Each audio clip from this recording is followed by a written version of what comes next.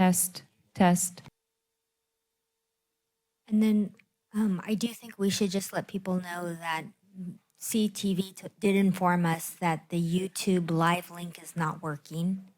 So we are not broadcasting due to their technical difficulties. Okay, thank you. We are recording though. And there's no reportable action from closed session. And Director Lather is now joining us on the Zoom. So we have no public hearing. This is an opportunity for board members to remove items from the consent agenda. Any items? Seeing none, is there a motion? Oh, wait, public comment, sorry. Public comment on the consent agenda?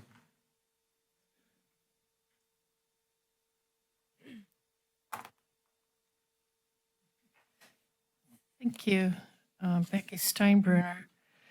I want to thank you for publishing the minutes of the December 5th meeting so that it was more clear about the district funding the legal defense of Chairman Jaffe. And again, I hope there will be more public disclosure about what this is all about and why the district is funding the litigation. On item 4.4, I note that production went up quite a lot in October and November, and that surprised me because we didn't have a warm fall, and I would appreciate an explanation as to why the district thinks that the consumption and production figures are so much higher for November and October than anticipated, even in the budget projected. That's item 4.4. Item 4.5, the finance status report. Thank you for including that for the month of November. I note that there is a contractor on page 33 that I've not seen mentioned before, and I do not recall seeing an RFP for. It's Boutier Engineering. It's only noted that they are for the Pure Water Soquel project neutral, but it's $50,000. I would like an explanation of what service Boutier Engineering is doing for the Pure Water Soquel project. Item 4.6, on page 65, I want to note that with dismay that there is still no work planned at all for the Quail Run tank. The district borrowed the full amount of money for that project. All right. Thank you. Any other public comments on the consent agenda? No? Directors? I was going to move approval of the consent agenda. Okay. Moved by I'll Tom. second. Rochelle. Looking for her. Where was she? Moved and seconded. So all in favor? We Well, it has to be roll Oh, call that's right. because she's on Jaffe, there. I Okay, roll apologize. call. We have a remote attendee, so all votes by roll call this evening. Yeah. Thanks for the reminder. Director Balboni, Yes. Vice President Lather, Yes. Director LaHue, Yes. Director Christensen, Yes. and President Jaffe. Yes. Okay. So that brings us to oral and written communications.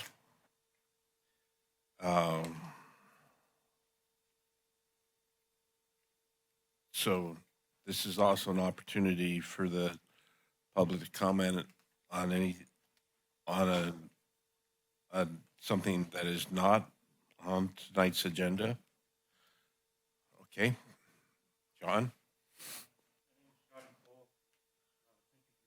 Let me speak. You know, I only had 2 minutes last time I spoke to you on December 19th. And so I sent an email to you all. Ended up being 2 pages long. And I've got to apologize. Somehow the email server just clumped the paragraphs together. And so when you get to the back page, it's terrible. And that's not me. It looks unprofessional, but I had nothing to do with that. Sorry. But I do hope you take some of these issues to heart here, because there's some very serious issues. And I do appreciate it if you could give me a response to that email. You need to take some action in regard to that and do something about it. One thing I found interesting in the Prop 218 notice was this statement. Revenue from water rates can only be used to fund the actual costs of operating and maintaining the water system. That is very well said. And so my comment here is, if you pass the ordinance which fixes these rates at your February 20th board meeting, effective March 2024, you will receive revenue to recover PWS O&M costs when no actual costs or expenses of that service are being incurred. I'm speaking specifically about the future costs to operate and maintain the PWS plant. Raftel is incorporated into the cost of service design to operate and maintain the plant. In other words, the cost of supply supplemental water and the basin-wide benefit. Since this plant is not going to be operational in March, you're certainly not funding actual cost here. And we're talking about a lot of revenue, in the hundreds of thousands of dollars every month. So we need to do something. One other last thing. At the last meeting, we were told that the rate study report would be posted after the mailing of the Prop 218 notice, and it's still not there. And I don't know, maybe it's because Raptelis hasn't sent it to you or something's going on. I just want to know when you're going to post it. Thank you. All right, thank you. Are there any other public comments? Yeah.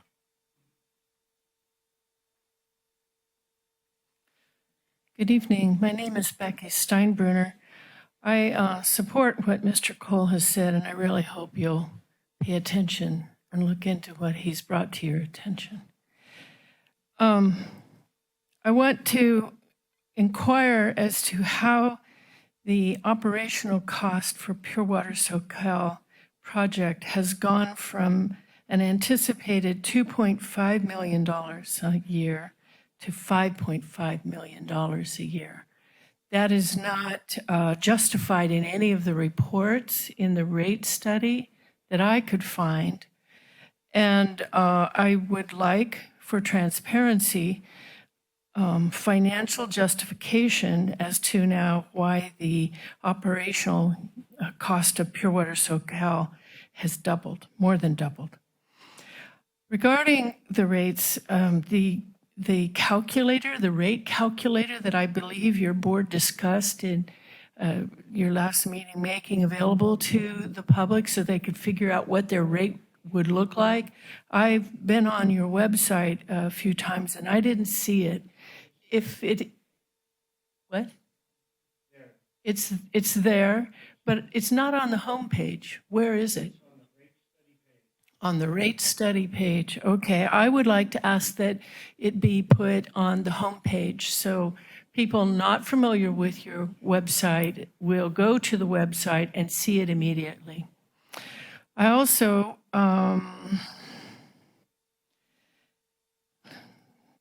let's see, I note that in some of your, this is on a different topic from the rates. You'll be happy to hear. I asked last time that the agendas online have a link to the reports so that you could go easily to a report, as, for example, the financial report. And Director LeHue asked that that be done. This was actually something that Director LeHue asked be done for LAFCO agendas. It is exceedingly useful and helpful for the public. So I hope that that will happen in the near future here for Soquel Creek Water District. And finally, I note that in the reports, LAFCO has finalized the annexation. I would like to have the links to those LAFCO annexation reports on the Soquel Creek Water District website so that those who are interested can find them more easily. And I'm curious about the leakage reports. What is the difference between actual and the objective? They're big differences. Thank you. Okay, any directors? Jennifer? Yes, I just was wondering, in light of the water main break on the 3rd of January and general climate disruption, I'm wondering if we could have a review of the emergency preparedness plan, specifically the communication plan, and maybe bring that to the board when applicable. Kind of a review. That would be really awesome. Thank you. Thank you. Carla? Nothing? Tom? Nothing. All right. So that brings us to, President Jaffe, yes? do you mind if I jump in for just a minute? No, go ahead. I just wanted to introduce Mackenzie Morris, the district's communications specialist. She's going to be shadowing me for a couple of meetings to see if she's interested in taking over some of my duties while I'm on maternity leave. Welcome, Mackenzie. Okay. Reports, District Council. Josh? Thanks, President Jaffe. Yeah, just a really brief one. I just wanted to make sure everyone saw the updated state budget that had been released by the governor. I believe it was last week or maybe it was a week before that. The Legislative Analyst's Office had actually estimated a $68 billion budget, which was unprecedented. The governor, based on some revised assumptions, his budget closes what's estimated a $38 billion gap. Of course, there's no necessarily direct impacts to the district, but obviously something we want to watch and see how it may have indirect impacts, not only to our agencies, but all their local agencies in the state. Thank you. Thank you, Josh. That's nice to hear. Yeah. Okay. That brings us to administrative business. There are no conditional or unconditional will serves. The next item is 7.2, consider including youth participation on the district's public advisory committee. Who's taking that? I'm going to be taking that item, actually. So this item is presented for the board to consider getting some youth participation on the newly consolidated public advisory committee. So in the memo, staff brainstormed a couple different options for the board to look at. Of course, the board may do whatever they please, but the two options that we highlighted is a formal kind of solicitation of youth participation on the committee where we would have an application process, talk to the applicants, see how long they want to serve, and have it be a more formal appointment. And option two would be a little bit less formal, where we would do it more of an open invitation to local high school classrooms, maybe in environmental science or governance, to see if students want to drop in as they please to participate in the committee. So this item is really for the board to dive into that and see what they may be interested in doing. One thing to note is if the board does go with the more formal option, just based on timing and staff workload, we do recommend, and also with the next school year, is maybe aligning that recruitment to start at the end of summer or early fall next year. All right, thank you, Emma.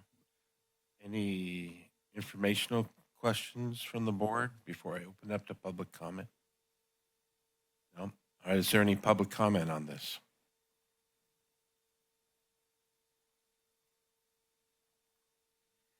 Thank you, Becky Steinbrunner. I attend county supervisor meetings regularly.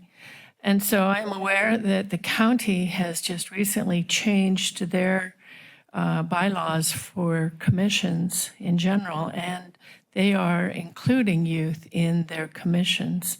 I would recommend that if your board wants to do this, that you partner with the county there are a number of commissions, such as the Commission on the Environment, Commission on Fish and Wildlife, which is required by the state to be in existence, a commission in existence. There is a county water advisory commission. And so I would recommend that the district partner with the county in terms of their outreach and publicity about including youth in your activities as well as the county's commissions. Thank you. All right, thank you. Any other public comments? Seeing none, open it up to the directors. Jennifer, I know you were the one that asked for this to be brought to us, so do you want to start off? Yeah, thank you. So my idea, my idea about bringing on youth is, we don't want to spend a lot of resources with our small municipal nonprofit water district to like help youth leaders in the world, right? But there's so much value to having youth involvement. And I might just bring out that like they would bring diverse perspective, innovative thinking, community engagement and trust, educational opportunities, public awareness, and long-term planning and sustainability. Like there's so many pluses here. But I feel like just kind of throwing them onto our PAC committee or into the WaterWise Academy, although those are already gold standard. Like I think it would be really nice to collaborate with the city of Santa Cruz and the county to have a slightly more robust program so that they could attend the Public Advisory Commission meetings maybe 4 times a year. They could attend selected board meetings. They could have an opportunity to job shadow. They could tour Pure Water. They could maybe even have a presentation to the board. Like there would be a slightly more robustness to it, but that it wouldn't take district resources, so that what it would be is maybe volunteering board members to kind of get this sort of up to speed and collaboration with other agencies.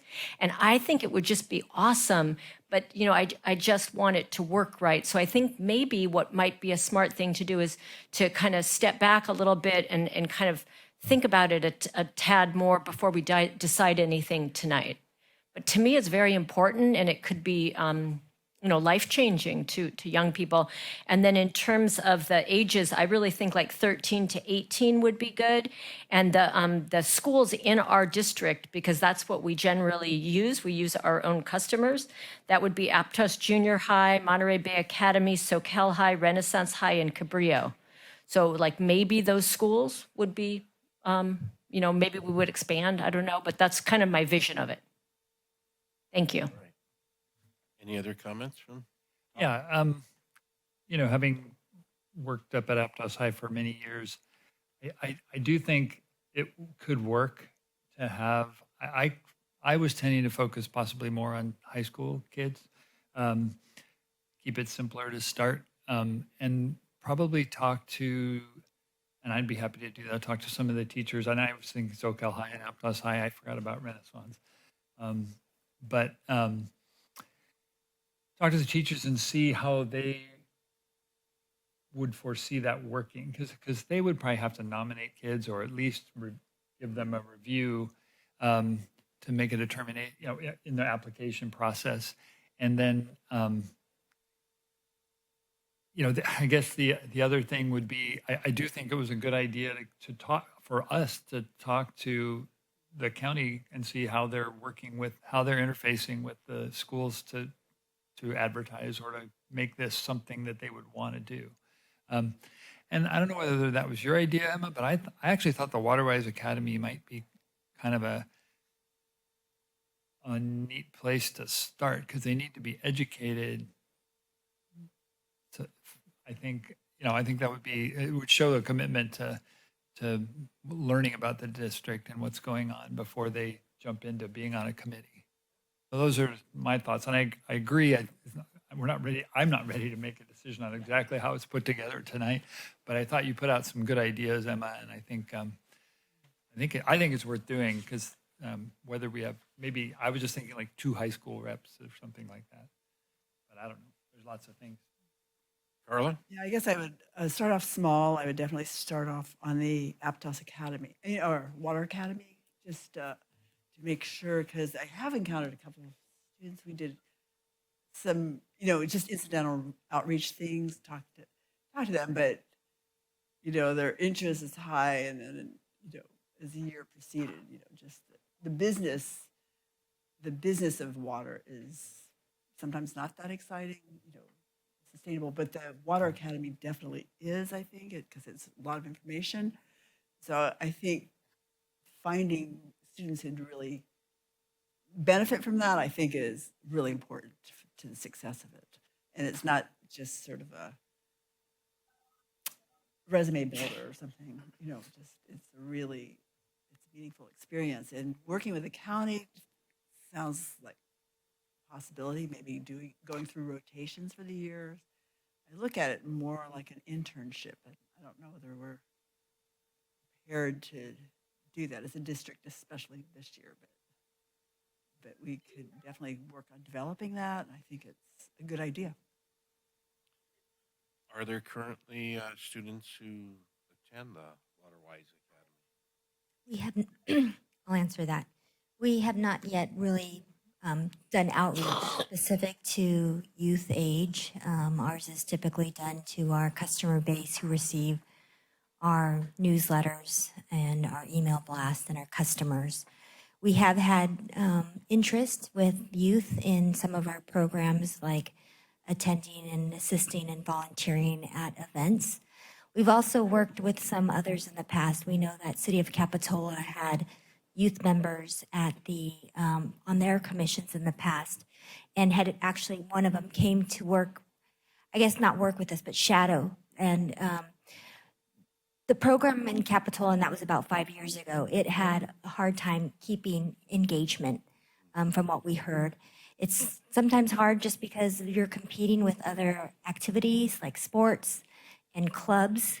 We do know that there are others. I think it's good for us to reach out to Scotts Valley. If we're working with the county, it's great because we might be able to blend in to a system that's in place, but then that also includes how do we differentiate between the schools within our service area and then the whole county, or inclusion with the city. The planning effort sometimes can be a little bit more tricky and just take some time to lay out. We also have, and maybe Tracy's going to come up, related to your business is our future. Yeah, good evening, board. This is Tracy, Human Resources Manager, and I was going to speak to the partnership that we started last year with Your Future is Our Business, YFIOB. Last year, as you know, I think you had an opportunity to meet our high school intern. She was fantastic and got a great opportunity working side by side with Emma. And we will be working actually, I think she's starting next week if we can get everything going for her.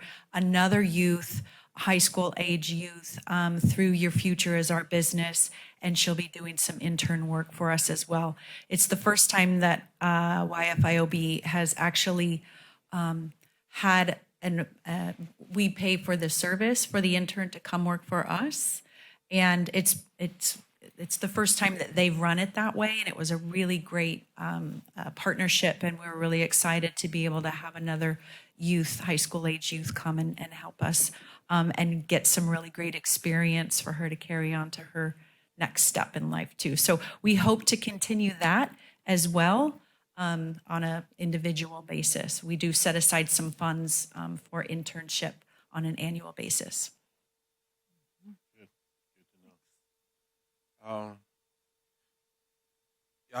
I agree that we should start slowly. I agree that exploring working with the county sounds like a good idea, but maybe a possible first step would be to reach out to the high schools, and maybe Tom or others can guide who to reach out to, and see if we can attract some youths to come to the Water Academy, Waterwise Academy. Because my understanding is that That's online now, and there's not issues with size, correct? For each group. I think for some direction for staff would be a little bit of the goals and objectives of the youth participation. I know Director Balboni gave a long list. I think that the Waterwise Academy can definitely increase awareness and knowledge, but I'm not sure. Sometimes these programs like a call to action or some kind of reciprocation. So we want to make sure that we're educating them and maybe what they're wanting from us. And to do that, like learning and exploration exercise may assist with developing the program, I think. Because I know when we've worked with some of the high school groups in the past, a lot of the students need community service hours. They need, there needs to be like, it's curriculum based. They need to attend a board meeting, different board meetings, water district, a city or county meeting, and then write a report. So we want to make sure that we can meet their needs as well as grow them, I think.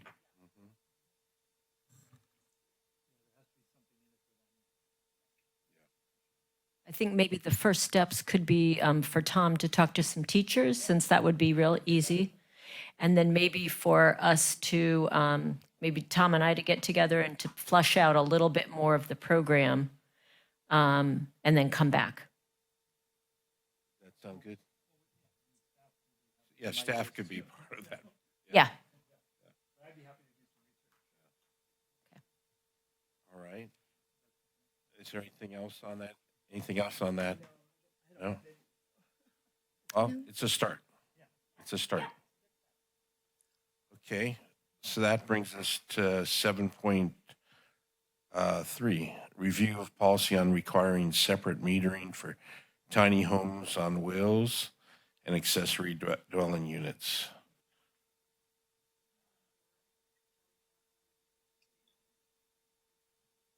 Here we go.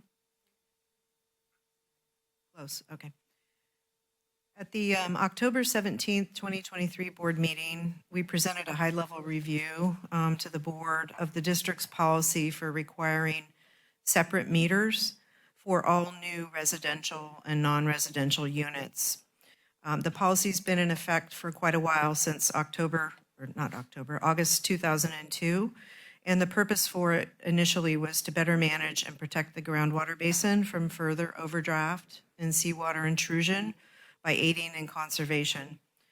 Separate metering encourages conservation by providing a price signal for the customer, and also helps with facilitating timely detection and resolution of leaks. Additionally, it provides for improved outreach and communications to customers, since each dwelling unit receives its own bill and any sort of notification and newsletters from the district. Separate metering's been one of multiple effective demand reduction measures that the board and our customers have supported over the last 20 years to really help prevent conditions from getting worse with the groundwater basin, and while we were developing supplemental water supply projects. In parallel, our state is facing housing shortages and affordable housing crisis, and many bills have been passed in recent years to try and make development regulations more streamlined, less stringent, less expensive, and more dense. And that's particularly true for smaller housing units, such as accessory dwelling units or ADUs, and more recently, the tiny homes on wheels. At that October board meeting, you directed us to come back with a more detailed analysis of pros and cons associated with making changes to the policy. And since this meeting, since that meeting, we've had a tiny home applicant that has obtained their building permit recently and is ready to install or construct their unit. So it's good timing before requiring them to pay the fees and hire a contractor to install that separate new water service. There's an opportunity right now to do another policy review and consider any desired changes before we set a precedent with that category of housing. So the item tonight just gives more background on the metering rules primarily for ADUs and also tiny homes. It outlines considerations for the board to think about in terms of removing the policy requirement. And we're seeking board direction on whether you want any changes at this time to the policy. The considerations outlined in the memo, first and foremost, include the groundwater basin protection and nearing completion of Pure Water Soquel. After all, that was the basis for the requirement in the first place. As Pure Water Soquel, which is designed to alleviate the overdraft and intrusion, is expected to come online later this year. And our overall district water demand is the lowest since we've seen in the early 1970s. There could be some flexibility at this time for easing up on some of the conservation requirements. Other considerations include financial impacts, increased potential for exceeding water capacity when one meter serves multiple units, also equity and considerations with the new water service process. So as ADUs are the most common type of development that we have, there would be a loss of water capacity fee revenue if the metering requirement was lifted. However, Leslie indicated that new service fees were not included when we did the revenue calculations for the most recent rate study. So absence of those fees coming in from new ADU services or tiny homes wouldn't impact the revenue expected from our new rates. Regarding equity, all other residential units, including apartments, regardless of the size of the apartment, are required to separately meter unless they're considered low-income housing. As the requirement's been in place for over 20 years, many applicants have gone through the doors and have bared this cost. But in contrast, any residential expansions or remodels where they would be increasing demand through more fixtures, more water usage, larger landscapes, do not have to pay increased water capacity. And also conversion and junior accessory dwelling units do not have to pay water capacity fees any longer due to some legal changes in the last couple of years. For exceeding water capacity when 1 meter serves multiple units, that is not expected to be a huge issue for the district. I think it would just be where the customer would realize that they do not have adequate flow for some or all of the units, and so they would need to come back to the district and request an upsize in the meter, and they would at that time have to pay the difference in the capacity fee. It's also possible that they might be notified of that potential when they go through the city or county building permit process. When the land use agencies do their fixture counts, they may notify the applicant that it doesn't look like you're going to have enough capacity and you may need to get in touch with the water district. Lastly, clarity and consistency for customers is another consideration. It would simplify matters, I think, if the board was considering lifting the policy, if it was a blanket for all ADUs, regardless of the size, as opposed to just smaller units. That would improve, I think, communication between the land use agencies and the customers as well as us. It would also make it easier for staff to implement, as we would no longer have to coordinate with land use agencies for just those specific types of ADUs that would still have to be separately metered. And then lastly, the larger ADUs greater than 800 square feet, they're really not very common because there are parcel size restrictions imposed by the county and the city. And so we just haven't seen a lot of those.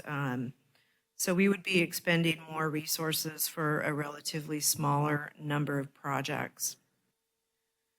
So with those considerations in mind, there's several motions tonight for you to consider. One is to consider removing the separate metering requirement for tiny homes only, or for tiny homes and smaller ADUs up to 640 square feet, or for tiny homes and ADUs up to 800 square feet, or for tiny homes and ADUs, all ADUs up to 1,200 square feet.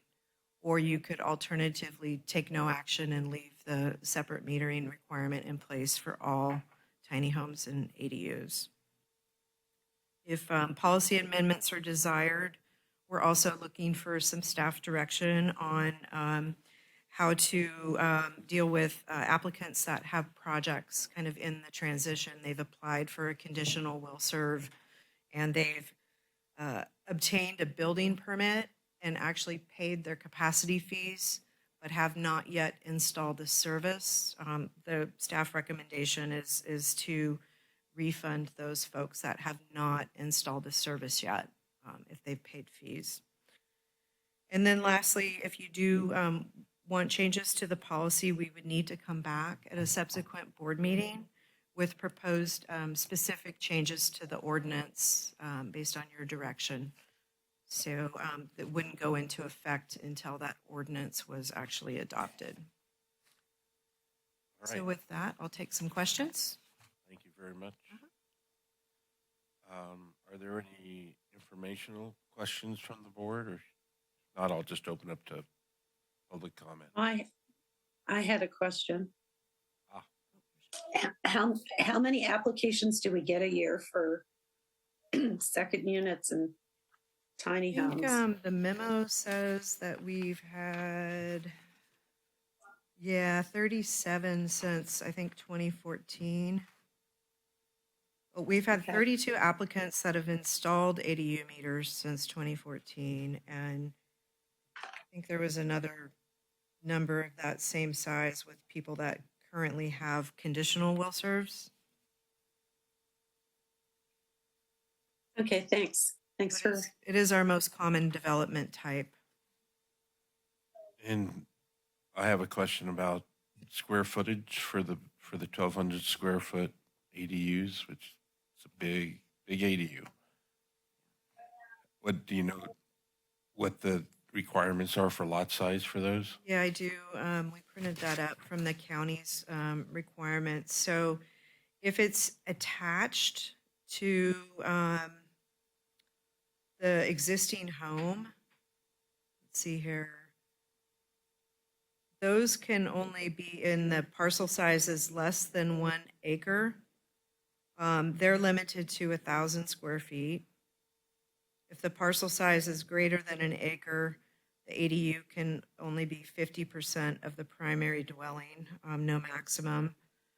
But most of them are new construction and detached, and you can only put on a lot sized 1 acre or less, you can only do 1,000 square foot ADU, and it has to have 2 bedrooms.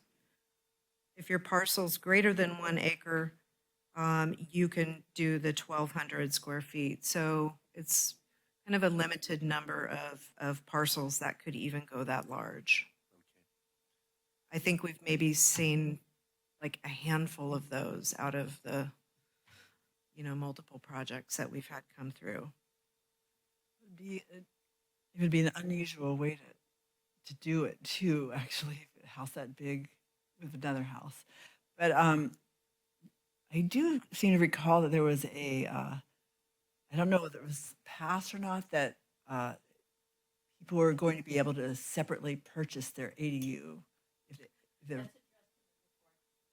Yeah, it just says that our county, we don't know if our county and city will adopt that. Yeah, The state it's- did pass that, and she wrote the date in That's there. what I thought, but I didn't know what the status was for our area and how that would complicate things if you. Yeah, they would have a to separate adopt meter. ordinances to allow that, and I don't know if there's any plans to do that. We haven't reached out to anybody at the city or county on that, So we but that would definitely trigger under our existing ordinance. Separate premises have to be individually metered, so at that point, that would catch those sorts of projects. Any other informational questions? Not, let's open it up public. Any comments from public?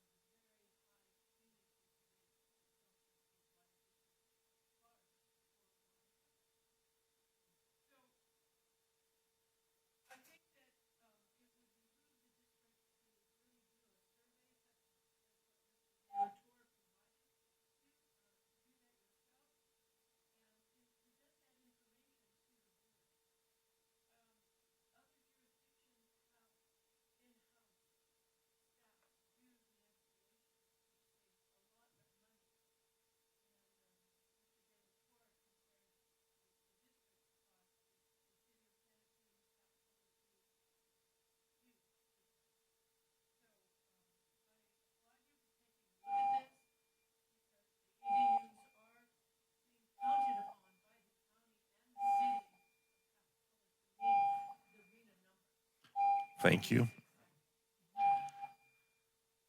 Okay.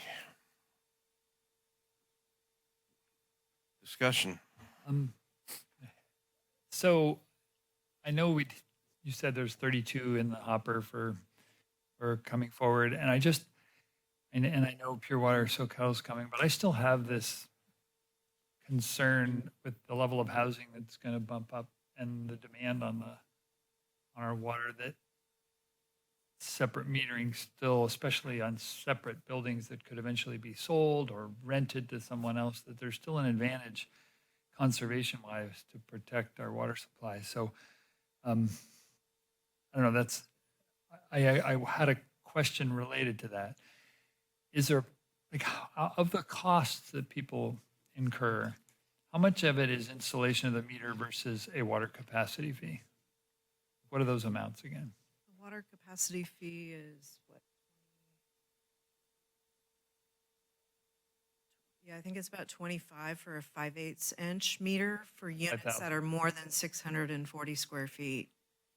It's half of that if it's under 640 square feet. They qualify for a 5/8 inch restricted meter. That's like 10,000. Yeah, and then the cost of installing a service, I think, ranges anywhere from probably about 8 to 20,000, depending upon the parcel meter in? specific details, like how long of a service line needs to be run. If they're building a separate ADU, don't they need to have some cost for building water lines to that house anyway?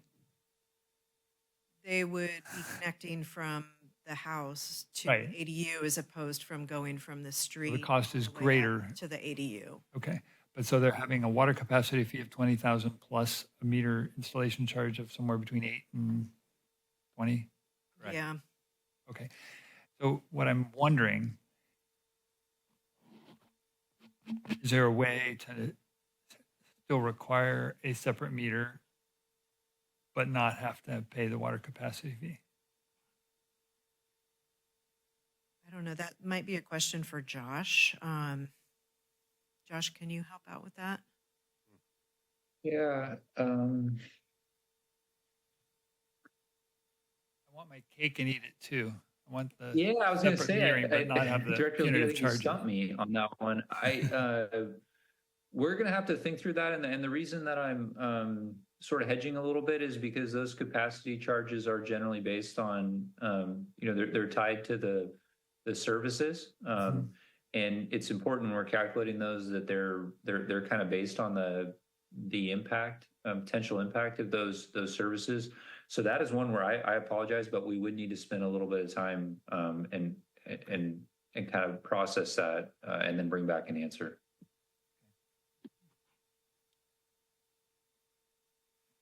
Any other comments, discussion? Quick comment. I really thank the district for taking time to allow us to really think through and review this policy. Obviously, it's very important. I'm really happy with the current policy, and I would absolutely vote for no change to the current policy. Okay, Carla? Sort of the same thing. I had one more question, and that was how reliable and reliable the sub-meters are that are out on the market or available, and whether they qualify as a thing we could require with confidence. Well, I think if an applicant is like a property owner and they are sub-metering to bill a tenant, then those sub-meters have to be like certified through the weights and measures process that the county runs. So, but that's probably a one-time thing. I can't speak for the meters off the shelf that, a consumer might pick up and install. I don't know. I would imagine they're fairly accurate if they're certified. But whether somebody's diligently reading them or not, especially if, it's not a rented out unit. We do have a lot of ADUs that, I don't know, I'm speaking just kind of my opinion, but I think a lot of them are not rented out. So sub-metering's not going to, be of much benefit. Or They also wouldn't need a separate meter either. Well, they're used for, part of the extension of the primary residence, basically. Yeah, I'd be willing to explore that the tiny homes on wheels and smaller ADUs and make a distinction there. But I'm kind of concerned about some of these other places, especially because of that, the possibility that the houses could be subdivided or sold, which isn't a bad thing, but it just leaves another step there that has to be another policy step that we'd have to devise or develop. So, in terms at least of the tiny homes, I would be willing to slide on the meters for that. They really are tiny. I agree on that. The foes. Do I get a turn? On wheels. So I don't think it should have a metering requirement. There's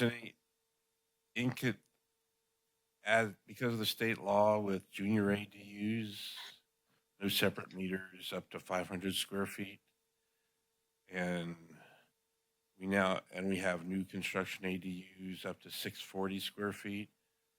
It's kind of awkward. We leave this between 500 and 640 needs a meter, and I don't know if there's not that much of a difference. So the junior are contained within. Juniors are all contained within an existing. Yeah. Rochelle. Oh, I was just going to text Emma to ask her if you guys know my hand's been raised for a while. It's like a Tom picture. knew. Can you hear me? Yes. Okay. What I'm thinking is that the tiny homes on wheels are under the 500 square footage that we're already not requiring a separate meter for. So I think that that's kind of a no-brainer to give them that, because we already have junior ADUs that are of a greater size that aren't required. When it comes to the other square footages, I have concerns that then it kind of is like an apartment, and now you have apartments of the similar size having a separate meter and not the second unit. So I would be all for approving tiny homes on wheels, but I'm not sure I would look at the stuff up to 640 square feet. Can you clarify that? So you, I think what she's saying is she'd be okay with changing the policy for the tiny homes on wheels, but leaving the rest intact, correct, Rochelle? Thank you. and Aloha. up to 640, up to 640, you still require meters, separate Yes. buildings. Director Lather, you had asked about, in regard to leak detection, if we didn't require separate metering, if we could require at least a shut-off valve so that that would provide for more efficient leak detection. We did look into that at the county, and they said that ADUs are considered a separate residence and they require their own water shutoff valve per the plumbing code. Okay, So that's what a I good thing. thought. Thank you for checking on that. You're welcome. Okay. At least that was what I was hoping. So we have a series of motions in front of us. I'll make one. Okay. I'll make one that I don't know what number it is, but it's the one that Rochelle was just saying where we Number one? Number one. is that number one? Yeah, the one where tiny homes on wheels don't There- have to Have a separate meter. have a separate meter, but the rest stays the same. Well, we wouldn't have to make any other Right. motions. if we Correct. just make that one. Other than I'll number second. 6, direct us to come back at a subsequent meeting with those changes to the ordinance. If we want to have any change. Need one and six. Yes. Yeah, right. So- That is a change to ordinance to add that. Okay. I'll make that motion then. Is there a second? I'll second that. second. I'll second it, and I also want to Early further add that I would be open to further developments on the other ADUs. Time goes. I agree with that. I think that the paradigm is changing with our district. Conservation is still important, but with an effective pure water Soquel project, we'll have additional water to combat the seawater intrusion. So we won't have to rely on the conservation aspects as much. Okay, so there's 1 and 6 have been moved and seconded. Any other motion? Yeah. I mean, I would definitely move to do number 7, to take no action. Meaning that we would keep our policy. I think a motion's on the table right now, and we have to vote on that Yeah. before you do that. Yeah. So roll call. Director Balboni, No. Vice President Lather, Yes. Director LaHue, Yes. Director Christensen, Yes. and President Jaffe. Yes. Okay, and then you have take no action, but we've already taken action. So, but I would like to, like Carla, explore the possibility of not requiring ADU metering up to a certain size. As it Later date. at a later date, yeah, like, and Tom's idea about if it, so you state your idea again. The idea was just to require the separate metering on ADUs, but not have Water the capacity. water capacity fee. I don't know, just to Right, to see if that, yeah. makes it I mean, our, achieves the conservation goal and accountability and the ability to detect leaks and all of that. Yeah. But maybe makes it a little more encouraging for people to provide housing. Yeah. 'Cause there's going to be a lot coming. Or another possibility would be, since an ADU wouldn't, well, may not, probably won't have the same landscaping that other new developments would have. Perhaps be some decreasing Yeah. water capacity if there was. And we've done this before, just to be in the deed that you cannot landscape a certain percentage of that property. So you need a motion on that to have it come back with exploring. I think we need a motion. I don't think we need a just motion, but maybe that's something that gets added to the special assignments, like maybe come back, Okay. once Pure Water Soquel is operational or within a year All to right. reevaluate. I'm not sure the time frame, but yeah. Okay. And I think we should reevaluate all our special assignments, because some have been on there for a long time, and there may be some that we can take off Yeah, Sure. agreed. or accelerate, either way. Yeah. Just, yeah. Okay. So 7.4, yeah, year in review, slideshow. Who put this together? Let me This guess. was put together by our outreach team, Mackenzie and Becca, with coordination and input from all of the departments.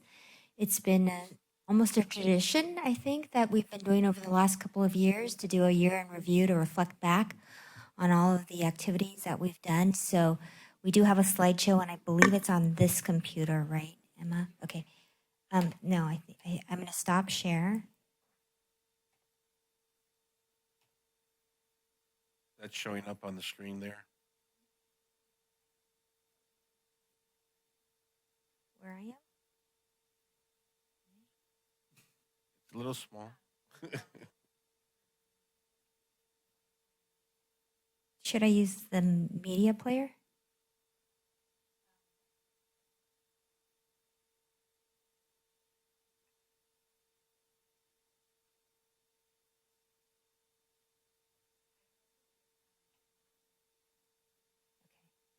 That might be easier. Something's happening.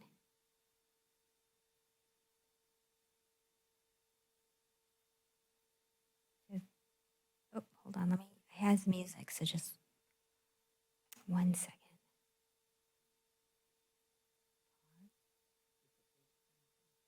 Screen. Back up. Pause it. Is that showing up on the screen for the audience? Good. I haven't shared it. 1 second. Am I in the right thing? No. No. Exit. Share. Share sound.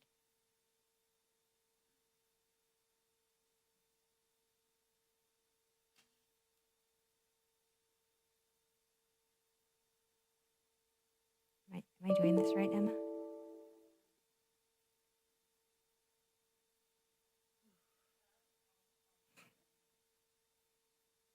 Can people see that?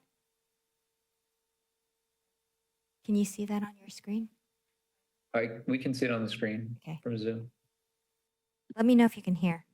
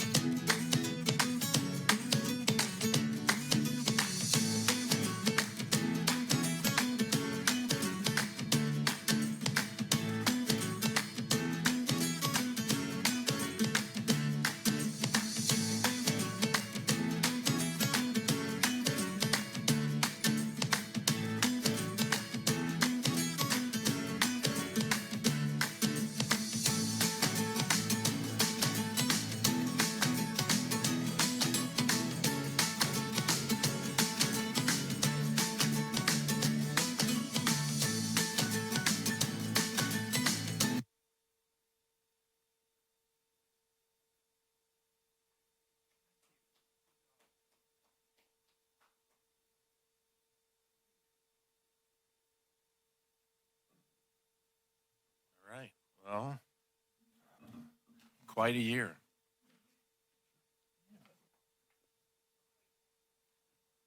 That was wonderful. We're I on to got number tired 8. watching it all. Meeting is adjourned. Thank you. That doesn't work. There we go.